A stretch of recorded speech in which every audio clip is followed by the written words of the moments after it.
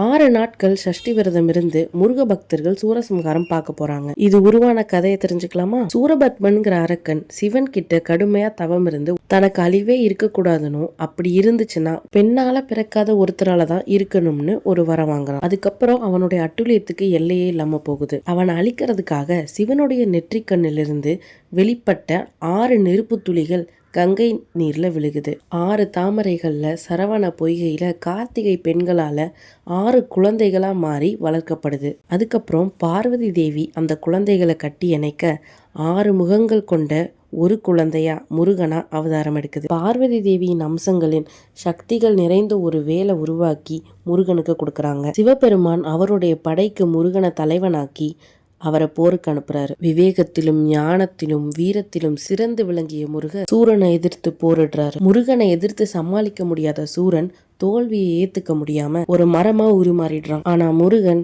தன்னோட சக்தி வாய்ந்த அந்த வேலை வச்சு மரத்தையே 2ஆ பிளந்துடுறாரு. வேற வழியே இல்ல, நம்ம அழிய போறோம்னு உணர்ந்த சூரன் தன்னோட உடம்போட ஒரு பகுதி மயிலாகவும் மாறி இன்னொரு பகுதி சேவலாகவும் மாறி முருகனோட வாகனங்களா இருக்கணும்னு ஆசைப்பட்டான். முருகனும் அந்த ஆசையை ஏத்துக்கிட்டாரு. அப்போதுல இருந்து அதர்மம் எப்பெல்லாம் தலைவிரித்து ஆடுதோ காப்பாத்துறக்கு தன்னுடைய வேலோட மயில் மீது முருகன் வருவார்னு நம்பப்படுது.